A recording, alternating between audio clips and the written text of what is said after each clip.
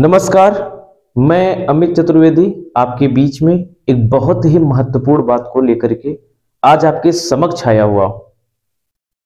जैसा कि आपको पता है, ये देश सबसे पुराने सभ्यता, सबसे पुराने कल्चर, सबसे पुरानी संस्कृति, सबसे पुरानी परंपरा की अगर कोई बात की जाती है तो हमारे देश की निकल करके आती है। आज जिस बात को लेकर के आपके बीच में हम आए हुए हैं, ये बात बहुत गंभीर है।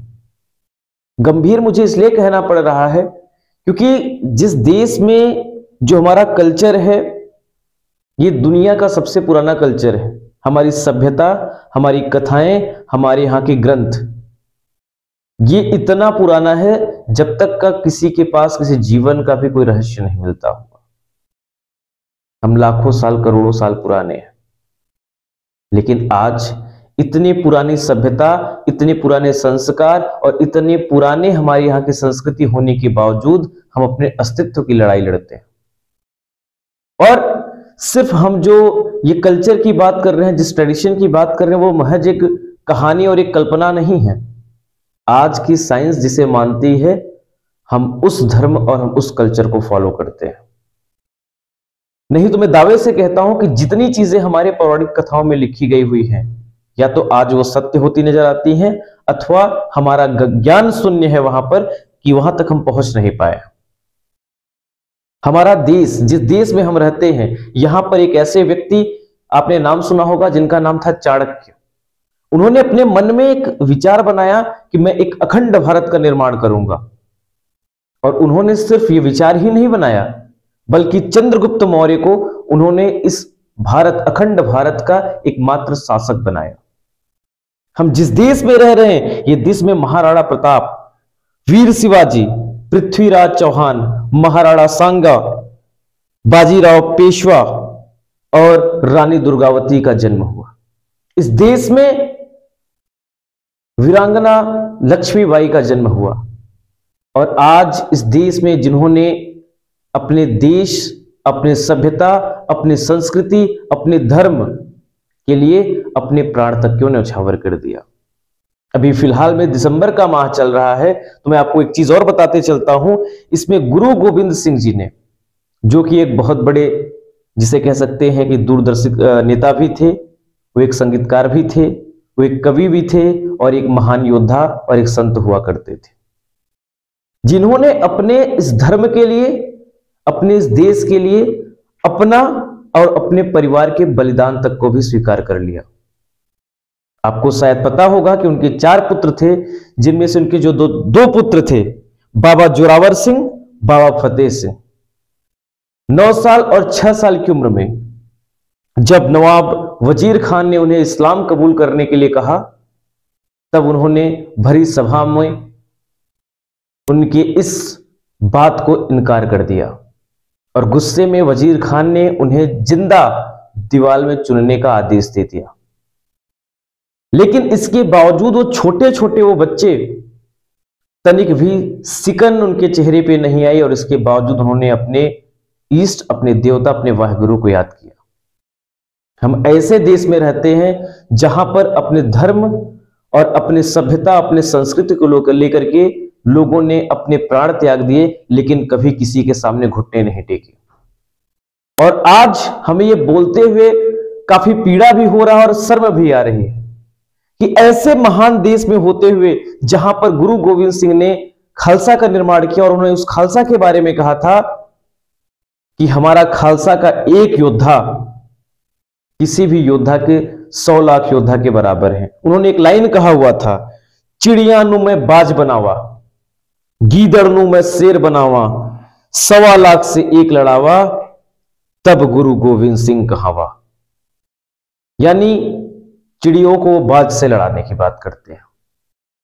उन्होंने गीदड़ को शेर बनाने की बात की है और कहा कि हमारे खालसा में एक व्यक्ति, एक हमारा योद्धा किसी भी योद्धा 100-1.25 लाख योद्धा से लड़ने के लिए तैयार है। यह मजबूती प्रदान की। हमने अभी चाणक्य का बात किया, जिन्होंने एकमात्र अकेले होने के बावजूद भी अखंड भारत की परिकल्पना की और उसे साकार भी किया। चीजें हमें सोचने में बड़ा छोटा लगता है, बड़ा कठिन लगता है, लेकिन वही है जब हमारे पास किसी चीज को करने की डिटर्मिनेशन हो, दृढ़ संकल्प होता है तो हम बड़े आराम से कर लेते हैं।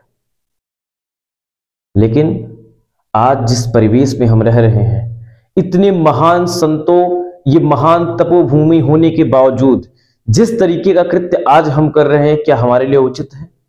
मैंने देखा इस 25 दिसंबर को बहुत सारे ऐसे जो है बच्चे हैं, बहुत सारे ऐसे जो है पेरेंट्स हैं, अपने बच्चों को जोकर बना करके, गुड्डा बना करके भेज रहे हैं, तैयार कर रहे हैं। और मुझे कहते हुए तनिक भी विलंबता नहीं होती है कि हम जिसका आज ये गुड्डा पहन करके और अलग अलग वस्त्र को धारण करके ये जोकर बन करके जो हम घूम रहे हैं, वो संता क्लॉज बनने के चक्कर में, आज अगर किसी चर्च की बात की जाए या किसी अन्य धर्म के किसी मजहब की बात की जाए तो वहां पर कभी भी दूसरे धर्म को स्वीकार नहीं करते, बल्कि इसके अलावा जितनी भी ना हो सके उससे कहीं ज्यादा फालतू की बातें और गलत बातें वहां के बच्चों के बीच में भरी जाती है। आज जिस तरीके से ये क्रिश्चियनिटी में धर्म परिवर्तन हो रहा है, वहां पर जो चर्च चलते हैं, उस चर्च में बच्चों को, जो खास करके जो मैं देखता हूं, छोटे बच्चों को जिस तरीके से टारगेट किया जाता है, उन्हें इस तरीके से भड़काया जाएगा, उन्हें इस तरीके से जो है गुमराह किया जाता है कि जहां पर वो अपने ही देवता, अपने ही भगवान, अपने ही इष्ट को गाली देते हैं और उनकी चीजों को बड़े ही सहजता से स्वीकार कर लेते हैं। और लेकिन हम इन चीजों को समझ नहीं पा रहे हैं। ये हमारा और आपका विशेष कर्तव्य है। हमें ये वीडियो पॉपुलैरिटी के लिए नहीं बनाया है, बल्कि एक छोटा सा प्रयास आपके लिए किया हुआ है कि अगर हमारी ये वीडियो आप तक पहुंचती है, शायद हम समझ पाए। ये बहुत जरूरी हो चुका है।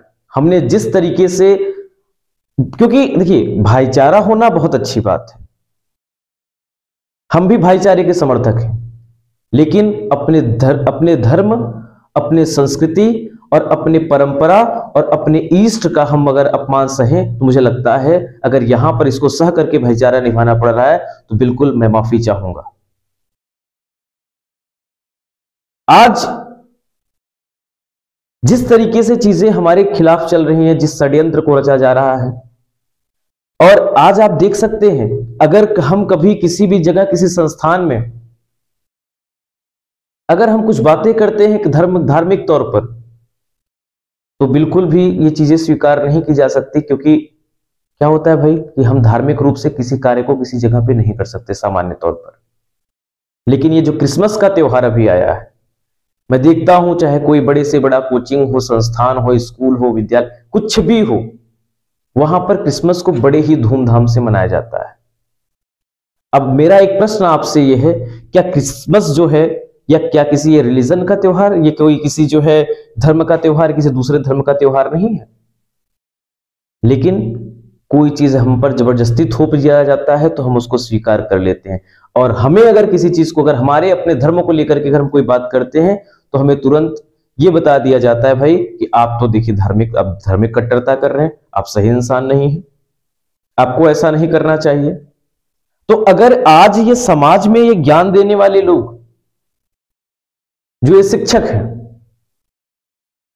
अब अगर वो सच्चाई आपके सामने रखेंगे, जैसे मैं एग्जांपल आपके सामने रखता हूं कि भाई एक बार मैं धर्म को ही साइड रखता हूं, मैं धर्म को भी एक बार साइड रखता हूं और मैं आपको बताना चाहूं, जैसे मैं अभी फिलहाल में क्रिसमस को ही एक उदाहरण में रखता हूं, तुलसी पूजन भी था, एक तरफ मैं तुलसी रखूं, दूसरी तरफ मैं वो क्रिसमस का जो प्लास्टिक का पौधा है उस तरफ रखूं, धार्मिकता को थोड़ा साइड रख करके। अब बात करिए कि अगर क्या हमारे लिए यूजफुल है, क्या हमारे लिए बेनिफिशियल है। मैं तुलसी के पौधों को, हमारे हजारों फायदे हैं, लेकिन क्रिसमस के पौधा का कोई एक फायदा मिलेगा कोई? तो हम पहले तुलसी को क्यों पूजते हैं, हम तुलसी को क्यों मानते हैं, हम तुलसी का क्यों संरक्षण करते हैं, हम तुलसी को अपने आंगन में क्यों लगाते हैं? इसके पीछे सिर्फ और सिर्फ धार्मिक कल्चर नहीं है, इसके पीछे वैज्ञानिक का भी, हमारा जो है वैज्ञानिक के तौर पर साइंटिफिक रीजन भी होते हैं। तो हम धार्मिकता को एक बार अगर साइड करके भी देखते हैं तो मुझे लगता है यथार्थ की अगर बात की जाए तो भी ये जो हमारा कल्चर है, जो हमारी परंपरा है, वो कहीं श्रेष्ठ है। क्योंकि हमारी जो वास्तविक, जो हमारा कल्चर है, जो हमारा वैदिक कल्चर है, उसको साइंस मानता है। बाकी मैं दावे से कह सकता हूं कि बाकी कोई भी और लेकर के आए, तो ये चीजें आपको देखने को नहीं मिलेंगी। आशा करता हूं कि हमारी बातें आप तक पहुंची हुई होंगी।